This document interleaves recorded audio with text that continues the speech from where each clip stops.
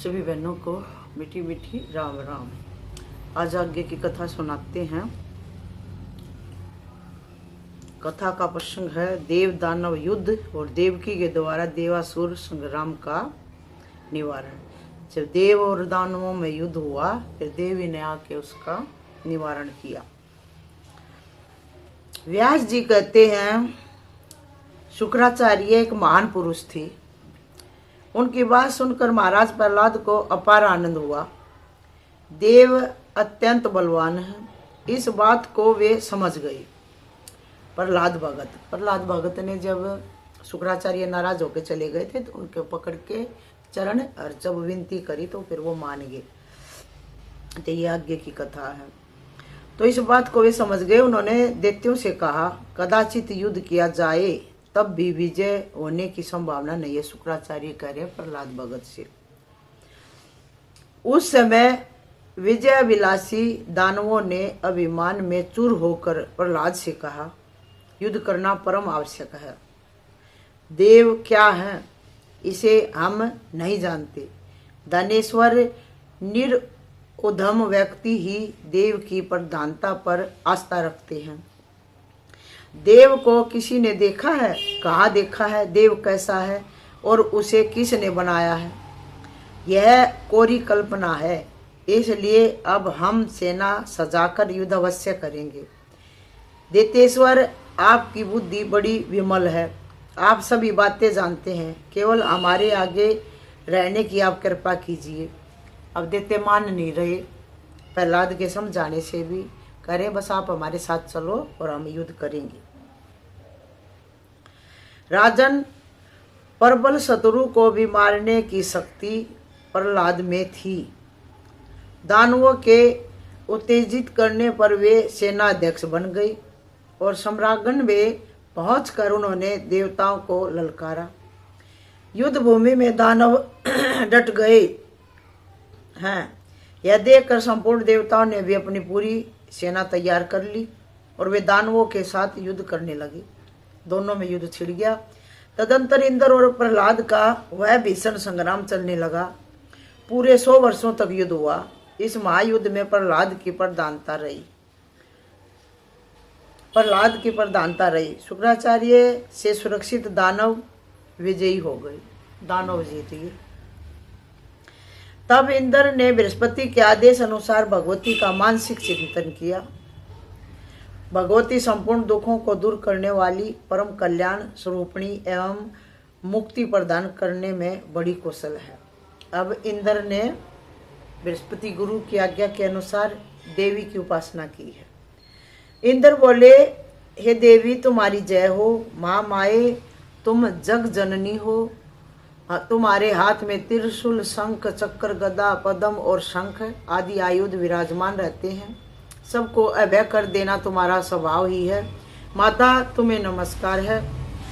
सारा भूमंडल तुम्हारा आधिपत्य माना जाता है। 6 प्रकार के दर्शन शास्त्रों एवं 10 तत्वों की तुम अधिष्ठात्री देवी हो। महाबिंदु तुम्हारा स्वरूप है। तुम महाकुंडलिनी स्वरूपा हो। सच्चिदानंद आनंद स्वरूप तुम्हारा विग्रह है। प्राण और अग्निहोत्र संज्ञक दोनों महायज्ञ तुम्हारे रूप हैं।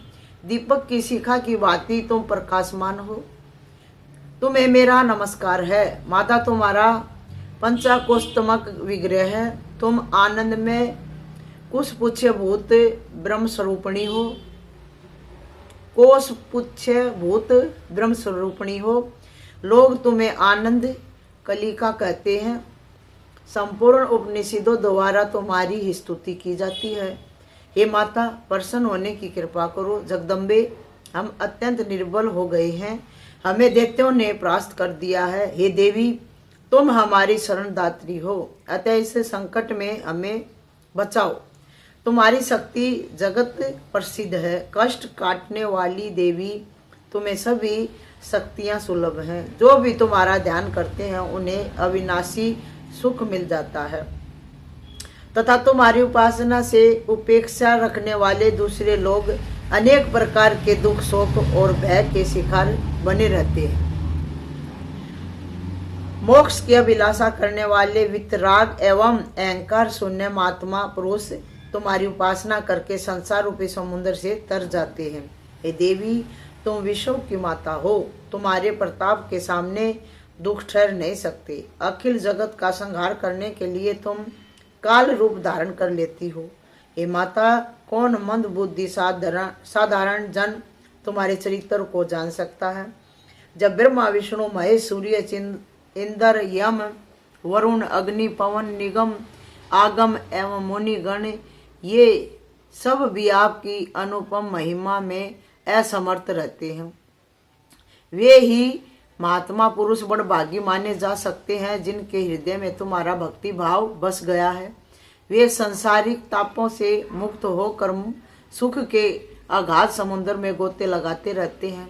उन्हें तुम्हारी भक्ति से वंचित मंदभागी जन तो जन्म मरण रूपी तरंगों वाले दुख में संसार को कभी पार नहीं कर सकते।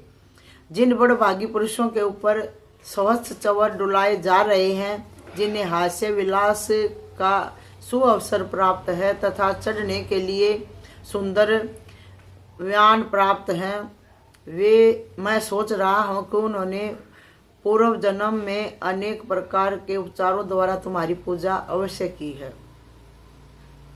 जो सबसे सम्मान प्राप्त करके उत्तम हाथी पर बैठे हुए विचरते हैं तथा सामंत नरेशों की नम्रता पूर्वक जिनका साथ दे रखा है, मैं मानता हूँ कि उन्होंने अवश्य ही तुम्हारी आराधना की है।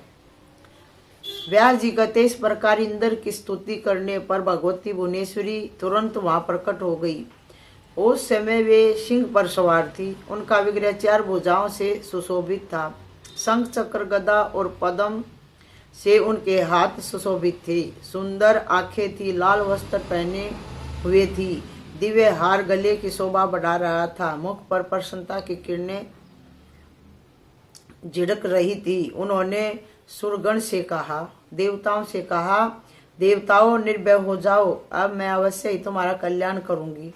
यूं कहकर अत्यंत सुंदरी भगवती दुर्गा सिंह पर बैठी हुई तुरंत वहां चल पड़ी जहां मद के अभिमान में चूर रहने वाले दानव थे। जब प्रहलाद की प्रधानता में रहने वाले उन सभी दैत्यों ने देखा कि देवी सामने आकर खड़ी हो गई, तब भयभीत होकर वे आपस में विचार करने लगे, अब आगे हमें क्या करना चाहिए। हो ना हो भगवान नारायण से मिलकर यह चंडिका यहाँ पधारी है।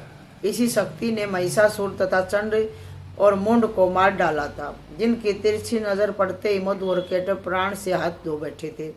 वह भगवती जगदम्बा अब हम सभी के प्राण अवश्य हर लेगी। देखते यूं चिंता आतुर थे। उन्हें देखकर प्रहलाद ने कहा, श्रेष्ठ दानवों, इस समय युद्ध करना ठीक नहीं है, हम भाग कर यहाँ से चले जाएं। अब तो दैत्यों में भगदड़ मच गई। तब नमुची ने उन दानवों से कहा, ऐसे कारण उपस्थित हैं कि यह जगत माता कुपित होकर हमारा संहार अवश्य कर देगी। फिर प्रहलाद से कहा, महाभाग, आप ऐसा यत्न करें जिसे दुख सामने ना आ सके। हम इसी क्षण उस शक्ति की स्तुति करके उसे आज्ञा ले पाताल की ओर चलने की व्यवस्था कर लेंगे। प्रहलाद ने कहा, मैं अभी भगवती शक्ति की स्तुति करता हूँ। वे महामाया है, सृष्टि स्थिति और संहार, यह सब उन्हीं की लीला है। वे अखिल विश्व की जननी है। भक्तों को अभय कर देना उनका स्वाभाविक गुण है। व्यास जी कहते हैं, प्रहलाद भगवान विष्णु के भगत थे। उन्हें परोपकार का रहस्य ज्ञात था।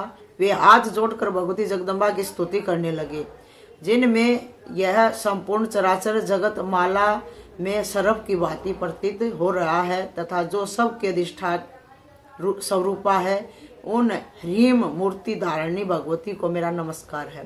पहले देवताओं ने स्तुति करी, अब दैत्य कर रहे हैं। दैत्यों के राजा प्रहलाद भगत हैं, तो वो भगवती मारमाई की स्तुति कर रहे हैं। तुम्हें हमारा नमस्कार है। यह सतावर जंगम अखिल विश्व तुम इससे उत्पन्न हुआ है। जो तुम्हारे कर्ता प्रतीत हो रहे हैं वे केवल निमित्त मात्र हैं, क्योंकि इनका भी निर्माण करने वाली तुम ही हो। हे देवी तुम्हें नमस्कार है। महामाये तुम संपूर्ण जगत की जननी कहलाती हो। देवता और दानव दोनों को स्वयं तुमने ही बनाया है, फिर अपने ही कार्य में यह कैसा भेदभाव है। माता के अच्छे बुरे सभी प्रकार के पुत्र होते हैं, किंतु क्या उनमें उसका भेद रहता है?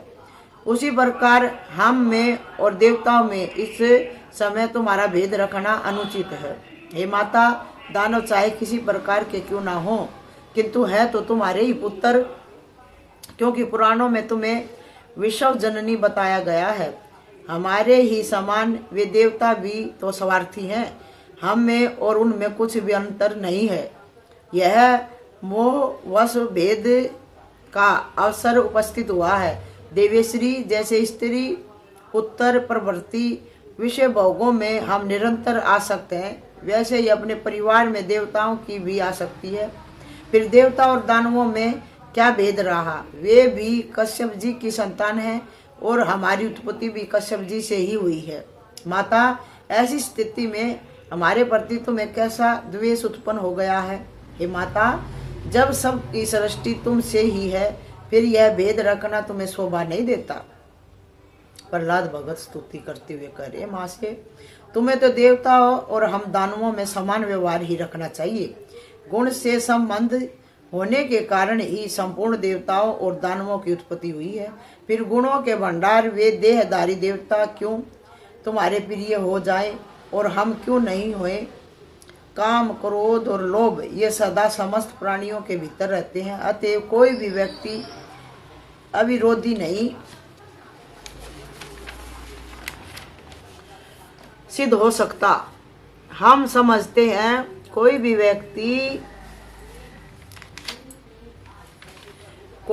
व्यक्ति अविरोधी नहीं सिद्ध हो सकता। हम समझते हैं हमारे और देवताओं के बीच तुम्हारा यह विरोध काल्पनिक है। निश्चय ही तुम फूट डाल कर युद्ध देखना चाहती हो, अन्यथा अनघे भाइयों में ऐसा विरोध क्यों किया जाए?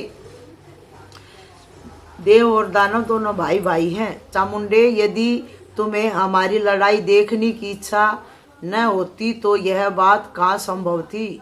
धर्म के रहस्यों को जानने वाली देवी धर्म और इंद्र सभी हमसे परिचित हैं, किंतु विषय भोग की आसक्ति के कारण हम सदा लड़ते भिड़ते रहते हैं।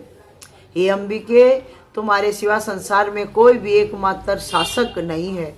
संपूर्ण दानव शरण में आए हैं, चाहे इन्हें त्याग दो या इनकी रक्षा करो।